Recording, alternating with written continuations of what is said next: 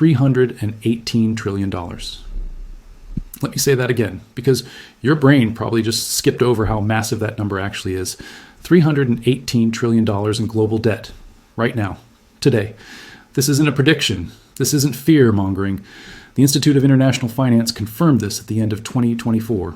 And here's what should absolutely terrify you. The entire planet's economy, everything humanity produces in one full year, is worth roughly $105 trillion. We owe 3 times what we earn. Think about that for a second. Now, while this financial time bomb is ticking, silver's trading at around $30 an ounce. And before you click away thinking this is just another precious metals pitch, I need you to understand something. What I'm about to show you isn't theory. It's a pattern that has repeated itself throughout human history with terrifying accuracy. And right now, we're watching it unfold in real time. If you want to protect yourself from what's coming, hit that subscribe button right now and turn on notifications.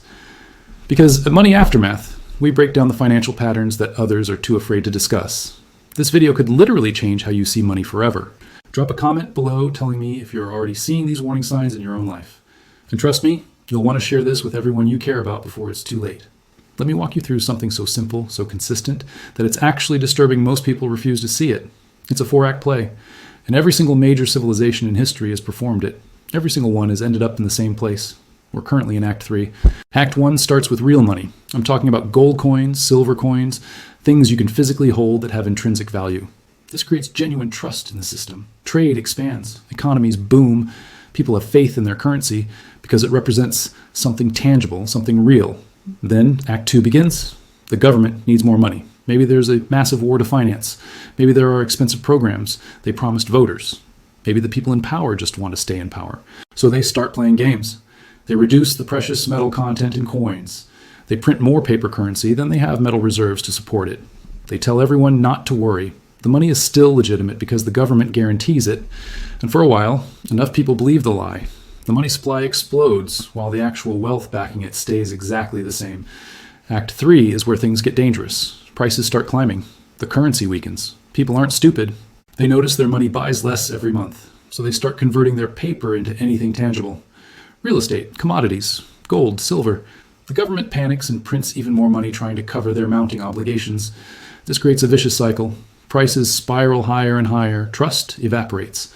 The social fabric starts tearing apart. Act 4 is the collapse. Sometimes it happens quickly. Sometimes it drags out over decades. But the ending is always the same. The currency dies. The government either forces a new currency into existence, or they're dragged back to commodity-based money. There's an economic reset. Usually there's massive civil unrest. Sometimes entire governments fall. And here's the part you need to burn into your memory. The people who saw this coming and bought real assets, they make it through. The people who trusted the paper currency, they lose everything. Their savings, their security, their future. Now let me prove this isn't just dramatic storytelling.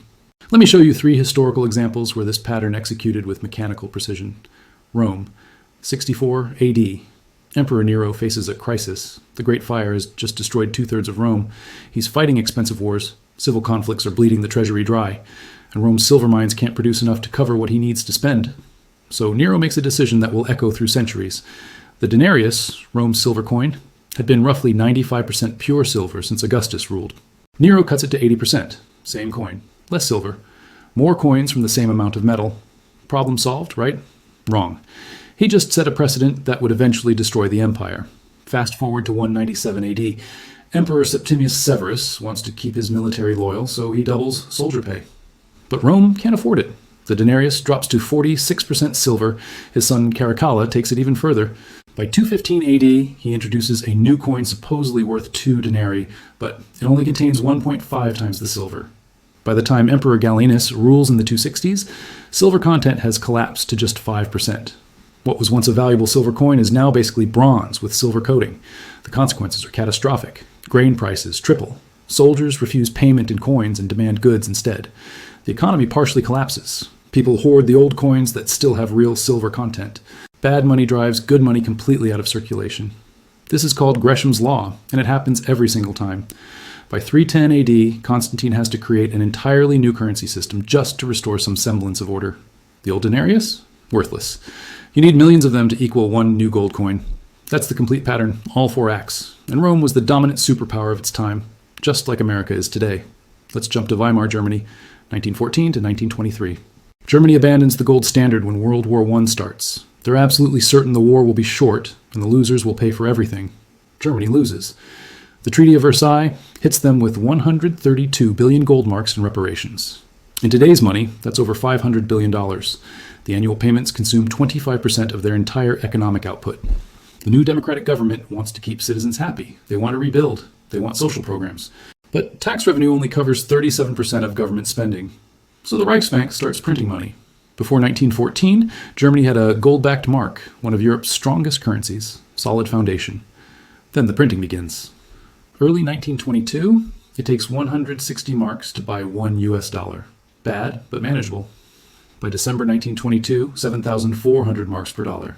That's a 46-fold devaluation in just 6 months. Then 1923 arrives. France and Belgium invade the Ruhr region to seize resources as payment. The German government supports a general strike, paying 2 million workers to not work. The printing presses go into absolute overdrive. June 1923, 192,000 marks per dollar. October, 170 billion marks per dollar. People are literally carrying wheelbarrows full of cash to buy bread. A university student orders coffee, and before he can order a second cup, the price has increased 40%. Workers get paid twice daily because their morning wages become worthless by afternoon. Farmers completely stop selling food for paper money. People are starving in the streets. The middle class is annihilated. Within a decade, the trauma and desperation from this collapse helps bring Hitler to power. November 15th, 1923, the government introduces the Rentenmark. 1 trillion old marks equals 1 new Rentenmark. The old currency is declared worthless overnight. Everything resets. Same pattern. All 4 acts. A country with arguably the best engineers and scientists in the world at that time couldn't stop it. Now, the United States. August 15th, 1971. President Nixon appears on television and closes the gold window. Foreign governments can no longer exchange dollars for gold. The dollar had been backed by gold at $35 per ounce since World War II ended. Nixon calls this temporary, says it will stabilize the dollar.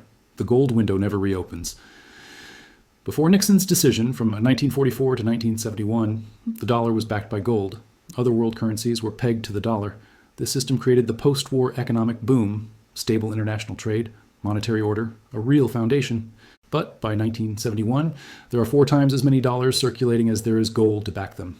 The Federal Reserve has been printing to fund Vietnam, Great Society programs, expanding government commitments. After Nixon closes the gold window, all constraints vanish. The 1970s bring stagflation and oil shocks. The dollar collapses against real assets. Gold goes from $35 per ounce in 1970 to $850 by 1980.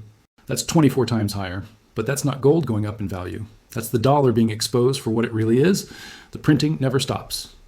2008 financial crisis, print trillions.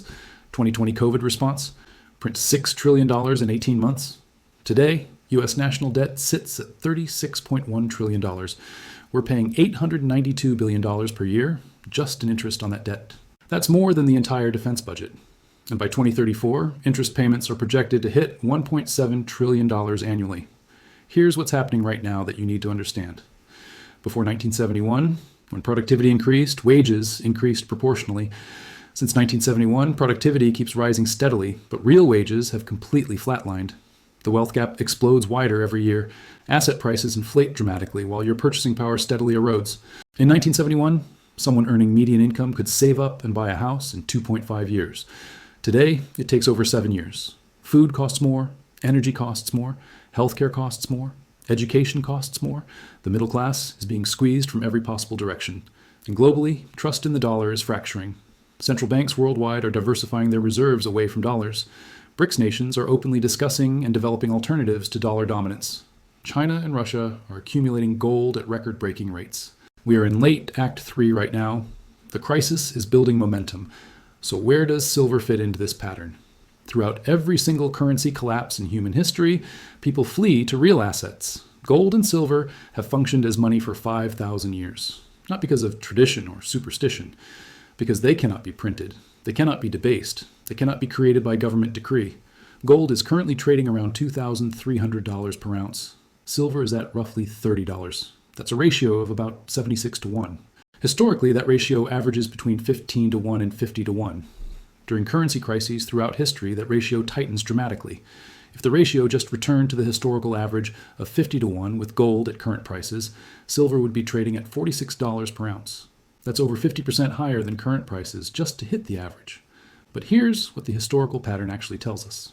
In Rome, as currency collapsed, citizens hoarded silver coins as real money. In Weimar Germany, as paper became worthless, people desperately traded for tangible goods and precious metals. In every currency crisis throughout recorded history, precious metals become the ultimate refuge. Silver, which serves both as an industrial metal and a monetary metal, is trading near multi-year highs right now, while we have $318 trillion in global debt, while central banks are printing without any real limit, while the pattern is executing in real time before our eyes. The inflation-adjusted high for silver from 1980 would put it at $194 in today's currency. The 2011 high adjusts to $70 today. We're trading at $30. The metal that has been money for millennia is priced as if nothing is wrong, as if this debt can somehow be managed forever, as if this time is different. And that's what they always say. This time is different. American exceptionalism. The dollar's reserve currency status, modern monetary theory, technological innovation, strong institutions. They said remarkably similar things in Rome when it ruled the known world. They said it in Weimar Germany, one of the most technologically advanced societies of its era. The pattern doesn't care about your excuses. You cannot sustain $318 trillion in debt against $105 trillion in economic output. You cannot debase a currency indefinitely without consequences. You cannot print your way to prosperity. These aren't opinions. These are mathematical realities. The laws of economics work like the laws of physics. You can ignore them temporarily, you can deny them publicly, but you absolutely cannot break them. And when they reassert themselves, it happens fast and without mercy.